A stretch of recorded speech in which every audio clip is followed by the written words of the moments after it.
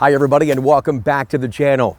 Yesterday we were talking about how so many of you love Corvette for what it is right now. What I want to do is incorporate some history segments on the channel so you have a greater appreciation at how far we've come and who knows at where we're going. Yeah, there's talk of an electric Corvette that most likely will happen, an all-wheel drive, and yeah, even a Corvette SUV. Today, I want to talk about the 1983 Corvette that was never available for retail sale. In fact, many thought that this 2020 Corvette was going to be the next 1983 Corvette. I hope you enjoyed today's upload. It's compliments of the National Corvette Museum, and I appreciate you taking the time to join us.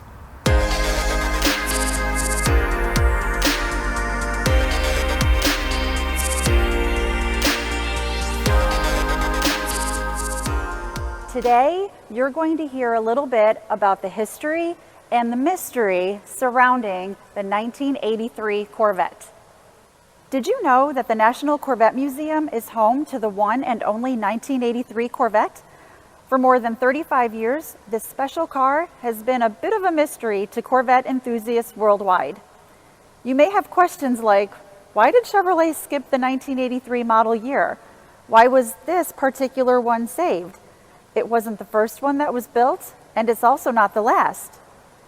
This Corvette, also known as RBV-098, was the fourth one of 43 pilot assembly cars that were built. Chevy had assigned this car to the General Motors Proving Grounds in August and September 1982. The Proving Grounds are where cars are tested. They include miles upon miles of roads that closely resemble or look like public roadways and have the conditions often found on the public roadways people use daily. This leads again to the question, why is this one the only one of its kind in the world? Back in the development stage of the fourth generation, Corvette's teams of engineers and designers were set on building the most advanced, high-tech Corvette ever. The car was on its way to performing and looking very differently from the previous generations.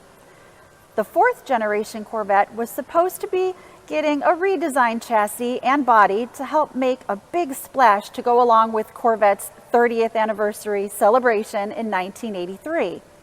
However, a little wrench was thrown into the progress when the production of the new C4 was pushed back from the fall of 1982 to January of 1983. And because of this, the fourth generation Vette was introduced as an early 1984 model year car instead. Now, the common practice in the automotive industry is to crush the pilot assembly cars when their testing window is complete. They were never meant to be kept or sold to the public. 42 of the 1983 C4 pilot cars were crushed, but one escaped that fate. Fast forward to 1984. A new plant manager at the Bowling Green Corvette assembly plant found the car, parked outside, in a bit of a sad state. He had it cleaned up and put it on display at the plant. It also got a red, white, and blue American flag style paint job. When the National Corvette Museum opened in 1994, General Motors loaned the car for display. It was also changed back to its original solid white color. All in all, this special Corvette has a unique place in history and can now be enjoyed by the thousands of visitors the museum has each year.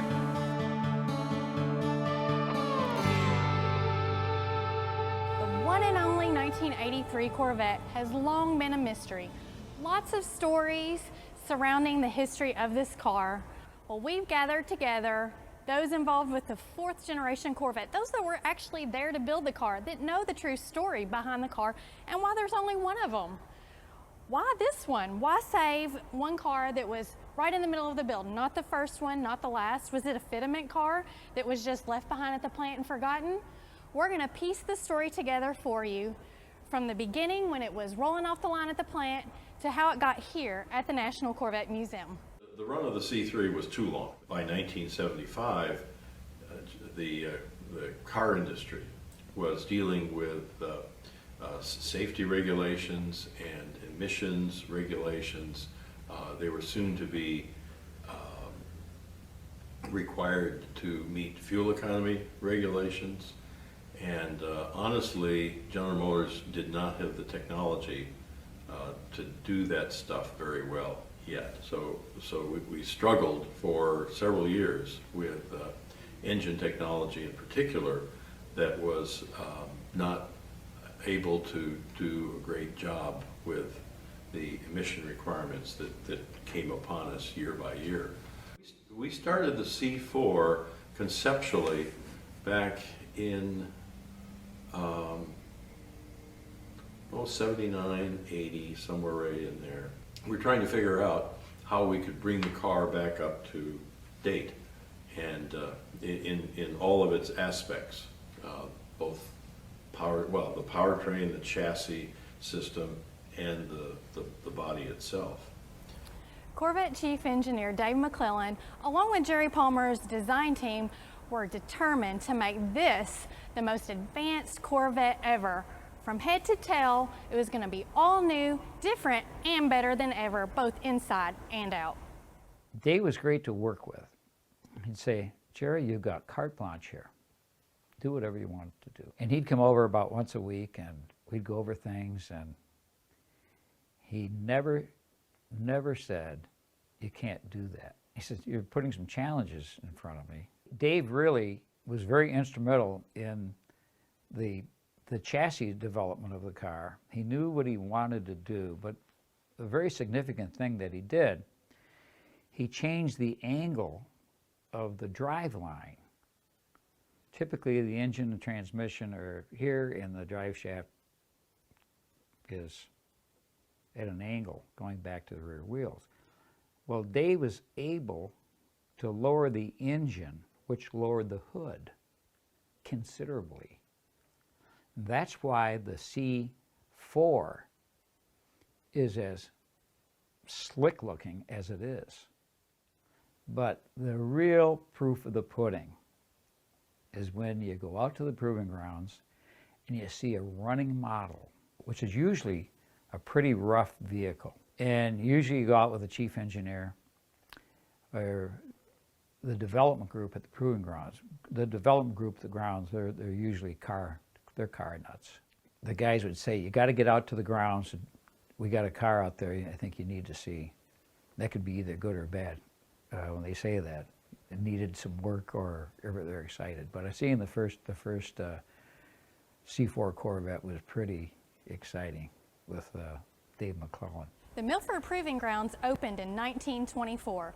This network of tracks and driving surfaces was the first dedicated automotive testing facility ever built.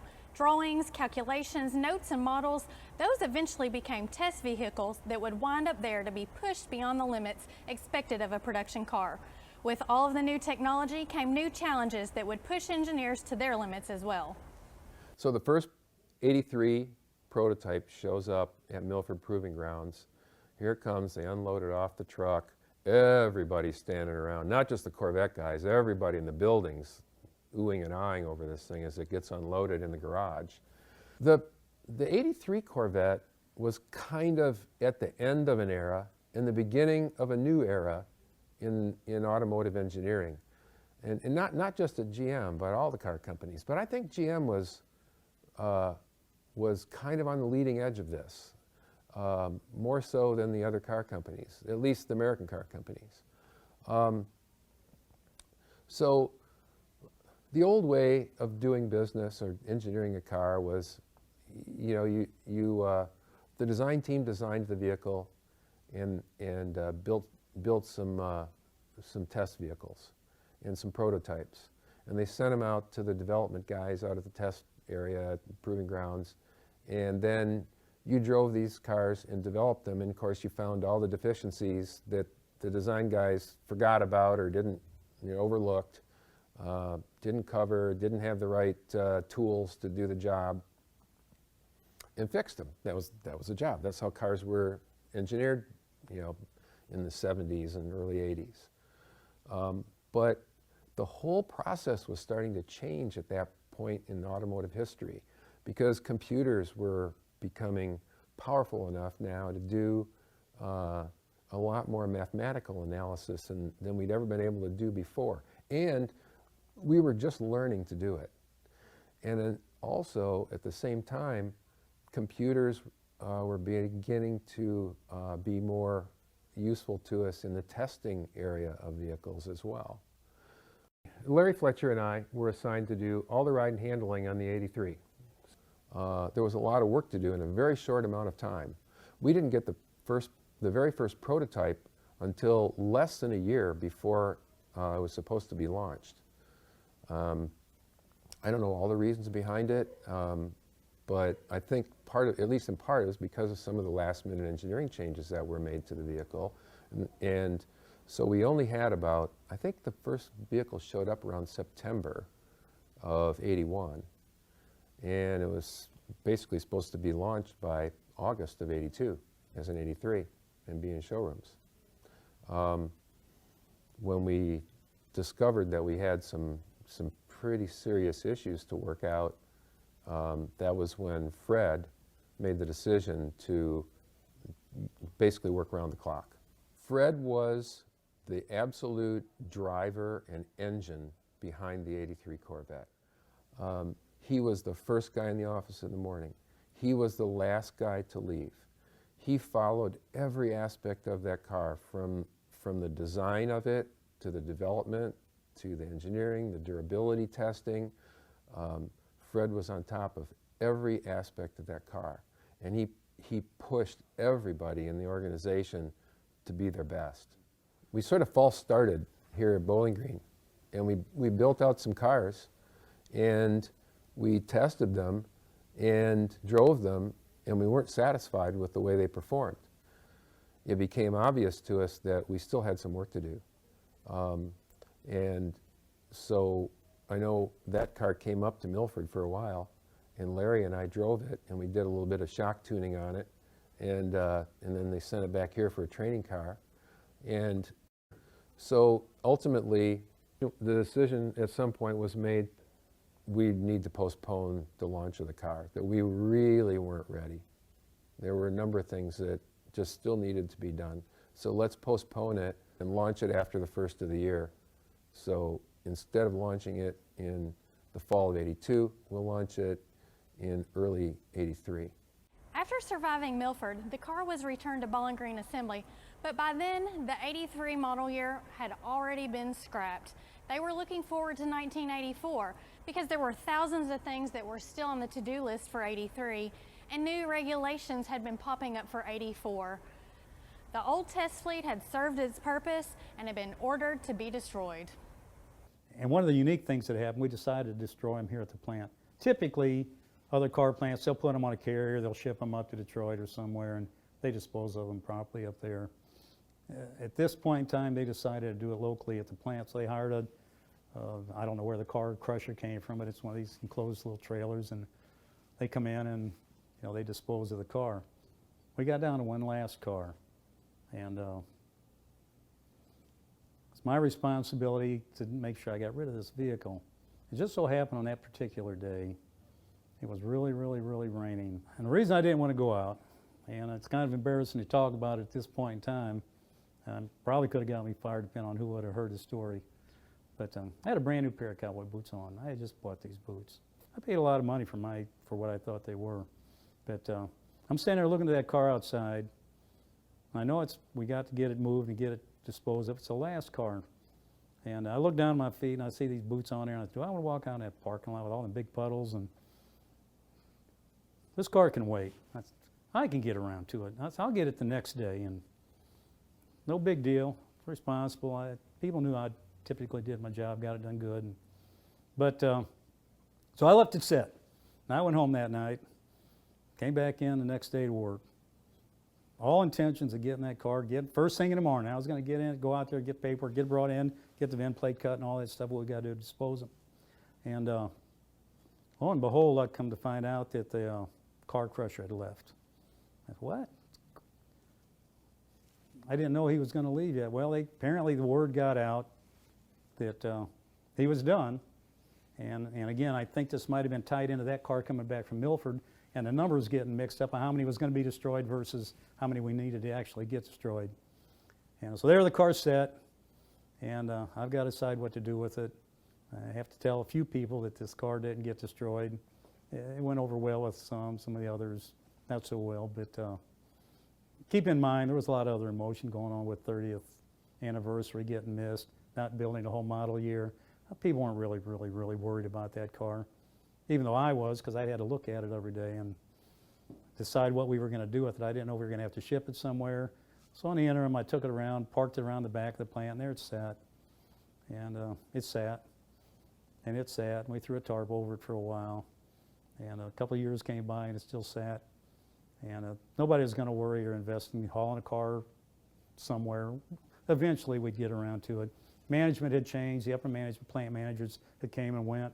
And that's where some of you, if you know the story of Paul Schnees, the plant manager, came in and asked a question about the car. Why is this car sitting back there? And nasty looking old car after a couple of years, right? Paul Schnees, I was plant manager of the Corvette assembly plant, transferred there in June 1st of 1984. And within the first week being there, because they were doing such a great job anyway, I just told them I'd spend my time getting used to who the people are, meeting the people, and getting to know more about how the Corvette actually was built and how you produced it. And someplace in the first week or two, I was out walking and I had noticed a white car sitting over next to the powerhouse, and I asked Jack Gerbeck, who was our production manager at the time, I said, what is that white car that I see parked over there in the same spot all the time? And he just turned to me, he says, well, that's our 83. And I kind of stopped where I was, and I says, talk to me about the 83. And he says, well, that was the assembly tryout car that they had when they started the vehicle before they decided to hold it up for 6 months. One of the prototypes was assigned to the plant as the assembly tryout car. I said, Jack, I think you have a car here that's worth something and kind of a one of a kind, because I don't think there's any 83s left that was built as part of your pilot system or even the pre-production system. A couple days later, I said, why don't you go get that 83 and bring it into the plant and have somebody clean it up and get it started again and see if it runs.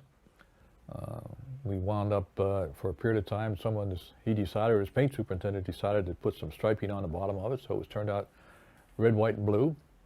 And it was like that for about 6 months or so. And I said, let's go back and put it back like it was the day it was built. Don't change any panels. I want it strictly original as it was found when I got here a few weeks ago. And so eventually that's what they did. They got the red, white, and blue off of it. And became pretty well known that we had it, and someplace online Detroit finally agreed that they didn't need the car, and we requested we be able to keep the car and just put it on display and let all the people that come to the plant see the vehicle and let it be part of the history of the plant. So that's exactly what happened, and it stayed in the plant until the Corvette Museum was built after I retired. And by that time we had decided that whatever point the museum wanted the car, we would take it over to the museum and let the museum have it, put it on display. And they were better suited to do that than we were as an assembly plant. And that's precisely what happened. If you think about it, it's pretty remarkable that they were able to save this, the rarest of all Corvettes. Dumb luck, an act of God, a pair of boots, and the folks at the plant all conspiring together to save the world's only 1983 Corvette. Hey, thanks again for watching today, everyone. I hope you enjoyed the upload. Little backstory on the 1983 Corvette that never was. Thanks again for your support of our channel. Continue that if you would, please, by subscribing, hitting the bell notification, thumbs up this video, and make those comments down below. Now, tomorrow on the channel, we're going to talk about the C8 Corvette and the competition sports seat and why I personally think it doesn't work for many Corvette customers. In fact, I think it doesn't work for most Corvette customers, and we'll show you why. What? See you tomorrow. But for most of you, I think this is going to be tough for you. You're going to end up sitting on top of this. Here's the other thing I was talking about.